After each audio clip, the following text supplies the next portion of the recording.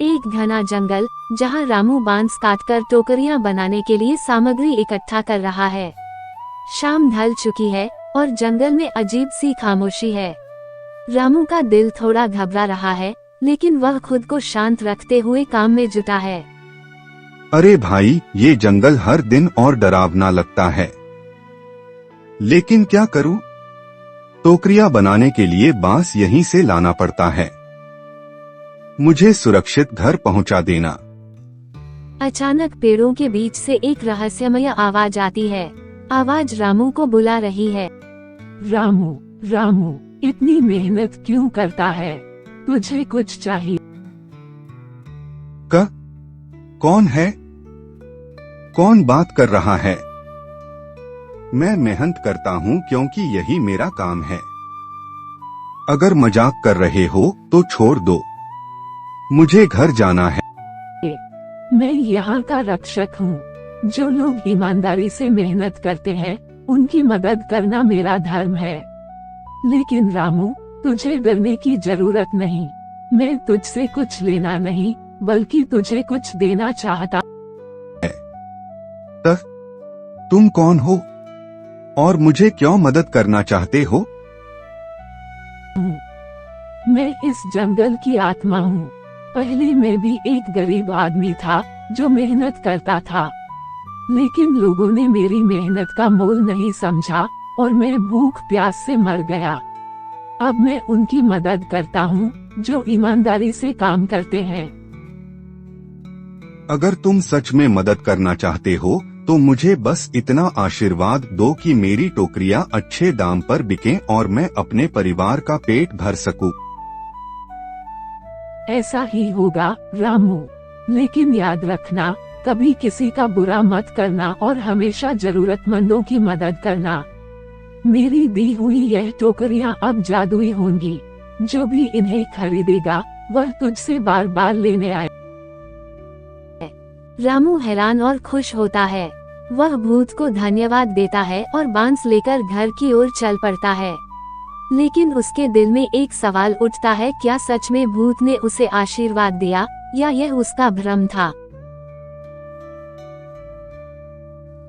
रामू अपने घर लौटता है और टोकरियां बनाने में जुट जाता है।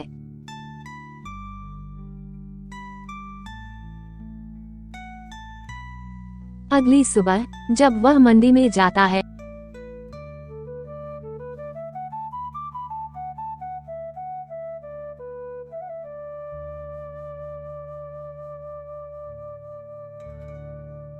तो सभी उसकी टोकरियां खरीदने के लिए होड़ करने लगते हैं। रामू के जीवन में बदलाव आने लगता है, लेकिन जंगल का भूत उसकी मदद करने के लिए हमेशा मौजूद रहता है। गांव की मंडी, जहां रामू अपनी टोकरियां बेचने के लिए आया है। उसकी बनाई टोकरियां जादुई हो चुकी हैं, लेकिन रामू को इस बात का अभी अंदाजा नहीं है। मंडी में लोग उसे घेरने लगते हैं। अरे भाई, एक एक करके आइए। मेरी टोकरियां तो पहले कभी इतनी नहीं बिकी। क्या आज कोई खास बात है? रामू, ये टोकरियां वाकई कमाल की हैं। मुझे 5 चाहिए और दाम चाहे जो हो मैं दूंगा। 5? मुझे तो 10 चाहिए। रामू, मैं ज्यादा पैसे दूंगा, बस मुझे पहले दे दे। अरे ये क्या हो रहा है? पहले तो लोग मेरी टोकरियों को ठीक से देखते भी नहीं थे, आज सबको क्यों चाहिए? भीड़ बढ़ने लगती है। तभी मंडी का लाला हरिराम वहां आता है। वह रामू की तरफ गुस्से से देखता है।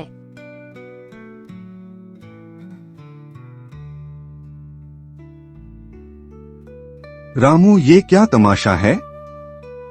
तेरा माल इतना बिक कैसे रहा है? मेरे सामान की तरफ तो कोई देख भी नहीं रहा। तूने क्या जादू किया है? लाला जी, मुझे नहीं पता। मैं तो वही पुरानी टोकरियां बना रहा हूँ, पर लोग खुद ही खरीदने आ रहे हैं। इसमें मेरी कोई चाल नहीं है। कुछ तो गड़बड़ है। चल, एक टोकरियां मुझे दे, मैं खुद देखता हूँ। लाला हरिराम एक टोकरियां खरीदता है। जब वह उसे घर लेकर जाता है तो उसे महसूस होता है कि टोकरियां बेहद टिकाऊ और खास हैं।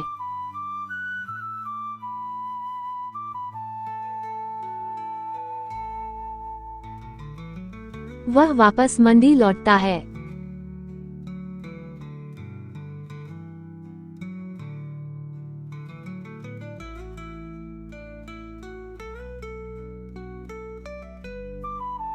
रामू, मुझे माफ कर। तेरी मेहनत वाकई अनमोल है। ये टोकरियां तो कमाल की हैं। अब से मैं तेरे हर महीने के माल का ठेका लेता हूँ। धन्यवाद लाला जी। पर मुझे अब भी समझ नहीं आ रहा कि मेरी टोकरियां अचानक इतनी खास कैसे हो गईं। रात में रामू अपने घर लौटता है।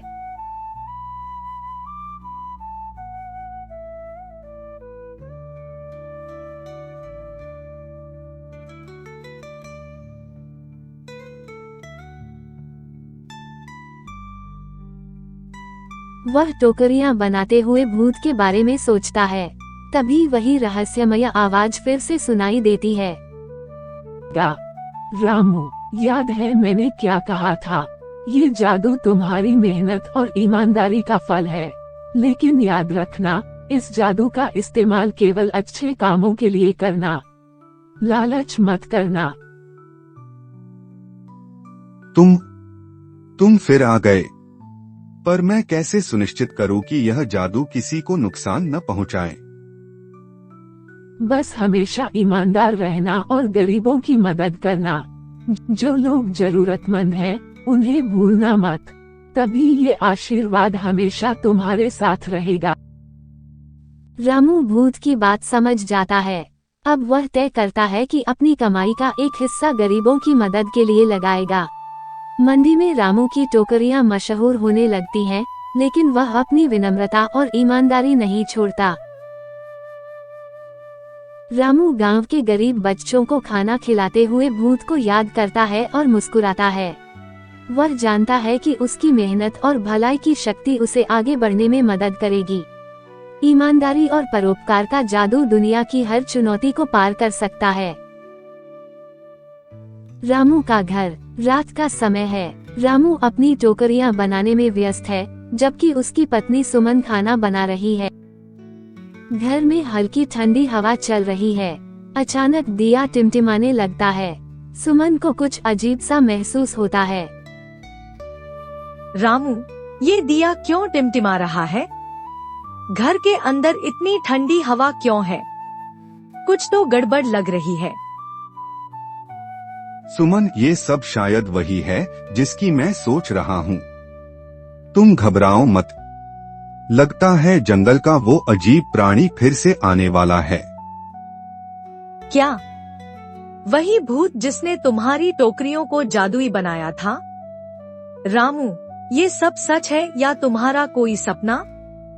मुझे अब डर लग रहा है। नहीं सुमन, ये सपना नहीं है।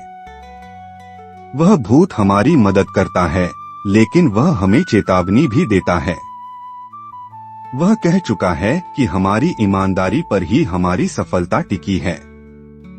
तभी एक ठंडी हवा का झोंका आता है और कमरे के बीचों बीच वही रहस्यमय भूत प्रकट होता है। रामू, मैं फिर आया हूँ, लेकिन इस बार तुम्हारी पत्नी से बात करने के लिए। तुम कौन हो और मुझे क्यों कुछ कहना चाहते हो? डरो मत सुमन, मैं तुम्हारे परिवार का भला चाहता हूँ। रामू मेहनती और ईमानदार है, लेकिन अब तुम्हारी जिम्मेदारी है कि उसकी मेहनत को संभालो और उसे लालच से दूर रखो। मैं हमेशा रामू का साथ देती हूँ, लेकिन मुझे समझ नहीं आता कि ये जादू और टोकरियाँ कैसे हमारे लिए सही होंगी। सुमन, याद रखना, ताकत का सही इस्तेमाल ही सफलता लाता है। लालच करने से ये आशीर्वाद श्राप बन सकता है। गांव के कुछ लोग रामू को फंसाने की कोशिश करेंगे। तुम्हें घर और उसके काम को संभालना होगा। भूत बाबा, मैं हमेशा सच के साथ खड़ा रहूंगा। सुमन मेरे साथ है। हम किसी भी मुश्किल का सामना करेंगे। हाँ, मैं रामू का हर कदम पर साथ दूंगी। चाहे कोई भी साजिश क्यों न हो, हम अपनी ईमानदारी नहीं छोड़ेंगे। यही सुनना चाहता था। तुम्हारी एकता और सच्चाई ही तुम्हारी ताकत है। याद रखना, गरीब होना कमजोरी नहीं है। मेहनत और ईमानदारी तुम्हें हर मुश्किल से बचाएगी। भूत गायब हो जाता है। सुमन और रामू एक दूसरे को देखकर मुस्कुराते हैं। सुमन अब पहले से ज्यादा आत्मविश्वास से भरी हुई है। रामू, अब मुझे भरोसा है कि हम इन मुश्किलों से निकल सकते हैं।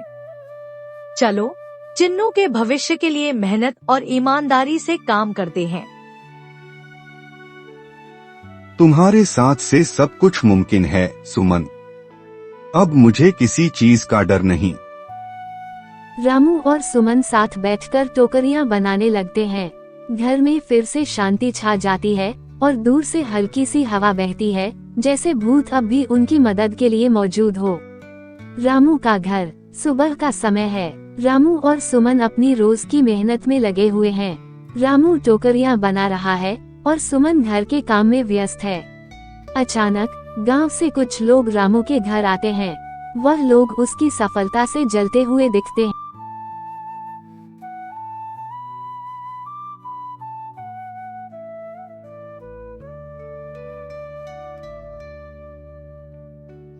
रामू, तुम दिन प्रतिदिन ज्यादा समृद्ध हो रहे हो। ये क्या माजरा है? तुम्हारी टोकरियां अचानक इतनी बिकने लगी। क्या तुमने कोई जादू? नहीं भाई, ये सब मेरी मेहनत का नतीजा है। बस मैंने मेहनत की और जो किया दिल से किया। हम भी मेहनत करते हैं, लेकिन तुम ही इतना क्यों कमा रहे हो? तुम्हारी टोकरियां सच में इतनी खास कैसे हो सकती हैं? मेरे लिए यह केवल मेहनत और ईमानदारी का फल है। मैं वही पुरानी टोकरियां बना रहा हूँ, लेकिन मुझे विश्वास है कि जब आदमी सही काम करता है तो कुछ अनहोनी ताकतें उसकी मदद करती हैं। तुम्हारी बातों से तो लगता है कि तुम कुछ छुपा रहे हो। देखो, हम सब एक साथ मिलकर तुम्हारी टोकरियां का मूल्य गिरा देंगे, ताकि लोग तुम्हें अच्छा नहीं समझें। यह क्या कर रहे हो तुम लोग? किसी की मेहनत और ईमानदारी को ऐसे नष्ट करना गलत है। तुम चाहो तो मेरी टोकरियां खरीद सकते हो, लेकिन ऐसा मत करो। अगर तुम सही काम नहीं करोगे तो तुम्हें दुख ही होगा। रामू हमेशा सही रास्ते पर चला है। तुम्हें क्या लगता है कि हमसे यह छुपा रहेगा? लेकिन याद रखना, हर किसी का समय आता है।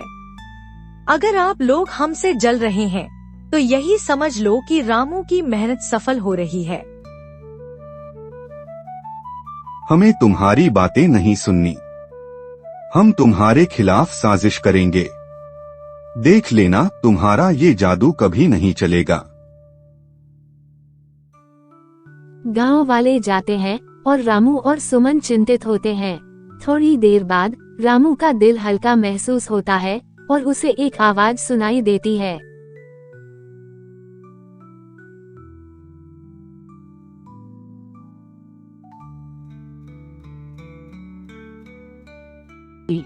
रामू, तुम घबराओ मत। जो लोग तुम्हारी सफलता से जलते हैं, वे कभी जीत नहीं सकते। याद रखना, सच्चाई और मेहनत के रास्ते पर तुम कभी हार नहीं सकते। तुम्हारी सहायता में मैं हमेशा हूँ। भूत बाबा, आप सच में हमारे साथ हैं, तो हम डरेंगे नहीं। हम अपनी मेहनत से अपना रास्ता बनाएंगे। हमें किसी की साजिश से डरने की जरूरत नहीं है। बिल्कुल रामू, सच्चाई कभी हार नहीं सकती, लेकिन तुम्हें अपनी मेहनत में विश्वास रखना होगा और किसी के दबाव में नहीं आना होगा। तुम्हारी सफलता में कोई भी रुकावट नहीं डाल सकता। हमने हमेशा सही काम किया है रामू। हम कोई गलत रास्ता नहीं अपनाएंगे। इन गांव वालों की साजिश कभी सफल नहीं होगी। हम मेहनत करेंगे और वही हमारी असली ताकत है। बिल्कुल रामू, सच्चाई कभी हार नहीं सकती, लेकिन तुम्हें अपनी मेहनत में विश्वास रखना होगा और किसी के दबाव में नहीं आना होगा। तुम्हारी सफलता में कोई भी रुकावट नहीं डाल सकता। भूत की आवाज धीरे धीरे गायब हो जाती है। रामू और सुमन एक दूसरे को देखकर दृढ़ निश्चय से मुस्कुराते हैं। सुमन, अब मुझे किसी भी साजिश का डर नहीं है। मैं मेहनत और सच्चाई से अपना रास्ता खुद तय करूंगा। हाँ रामू, हम साथ हैं और हम किसी भी मुश्किल का सामना करेंगे। हमें अपने ईमानदारी और मेहनत पर पूरा भरोसा है। रामू और सुमन मिलकर टोकरियां बनाने लगते हैं। उनका आत्मविश्वास अब पहले से कहीं ज्यादा बढ़ चुका है। गांव में उनकी सफलता की कहानी अब हर किसी के जबान पर है।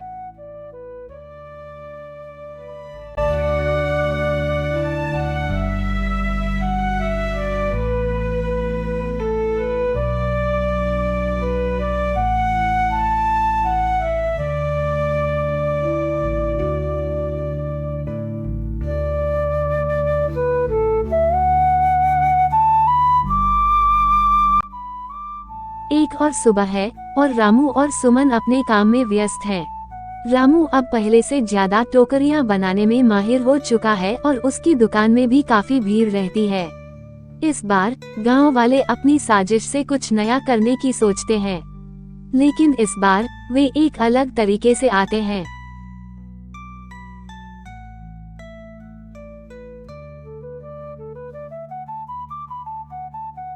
अचानक गांव के कुछ लोग फिर से रामू के पास आते हैं, लेकिन इस बार वे और भी गुस्से में दिखाई देते हैं। रामू, अब हम तुम्हें तुम्हारी टोकरियों के साथ नहीं छोड़ने वाले। तुम्हारी टोकरियां लोगों के बीच फालतू रूप में बिक रही हैं और तुम्हारी सफलता ने हमें पूरी तरह से परेशान कर दिया है। तुम्हारी मेहनत की बात कर रहे हो, लेकिन यह सब जादू टोना और झूठ का खेल है। अब हम तुम्हारी टोकरियों की सच्चाई सबके सामने लाएंगे। करूंगा। अगर आप लोग इसे सच नहीं मानते तो मैं कुछ नहीं कर सकता। मेरी टोकरियां मेरी मेहनत का फल हैं और मैं किसी जादू या झूठ पर नहीं चलता। मुझे विश्वास है कि सच्चाई और मेहनत के रास्ते पर मैं आगे बढ़ता रहूंगा। हमने हमेशा सही रास्ता अपनाया है। रामू की मेहनत का कोई भी अपमान नहीं कर सकता। अगर आप चाहते हैं तो खुद भी मेहनत करके देखिए, आपको समझ आ जाएगा। गांव वाले जाते हैं और रामू और सुमन चिंतित होकर एक दूसरे को देखते हैं। उस समय रामू को एक आवाज सुनाई देती है।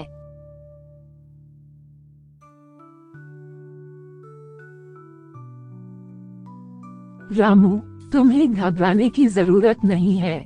ये सब सिर्फ एक परीक्षा है। तुम अपनी मेहनत और ईमानदारी से इन सभी की साजिशों को नष्ट कर सकते हो। भूत बाबा, क्या हम अब भी इस मुश्किल से बाहर निकल सकते हैं? ये लोग अब तक हमारी मदद को गलत समझ रहे हैं। हाँ रामू, ये तुम्हारे विश्वास और आत्मविश्वास का समय है। तुम्हारे सामने एक बड़ी चुनौती है, लेकिन अगर तुम सच्चाई और मेहनत से अपने रास्ते पर चलते रहोगे तो कोई तुम्हें रोक नहीं सकेगा। इन गांव वालों का दिल बदल सकता है, बस तुम्हें अपनी सच्चाई पर कायम रहना होगा।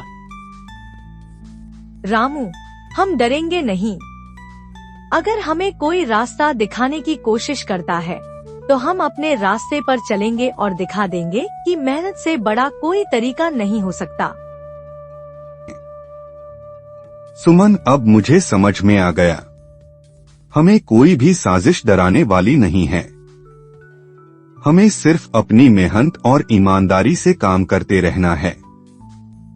अगर लोग हमारी सफलता से जलते हैं तो यह उनका मसला है, हमें अपना रास्ता तय करना है।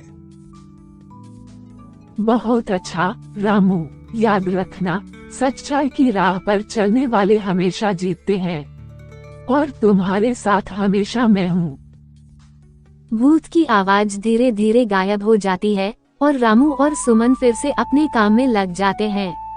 अब उनके चेहरे पर आत्मविश्वास और शांति दिख रही है।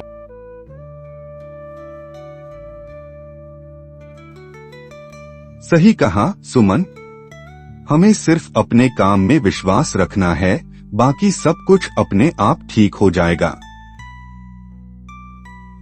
रामू, हम आगे बढ़ेंगे, चाहे जो भी हो। कोई हमारी मेहनत को नष्ट नहीं कर सकता। रामू और सुमन फिर से टोकरियां बनाते हैं, इस बार और भी ज्यादा जोश और आत्मविश्वास के साथ। गांव के लोग अब उनके काम की सराहना करते हैं और उनकी मेहनत का परिणाम दिखता है। रामू और सुमन की मेहनत और सच्चाई की जीत होती है। इसी के साथ यहाँ कहानी समाप्त होती है। अगर आपको पसंद आए तो लाइक और सब्सक्राइब करना ना भूलें।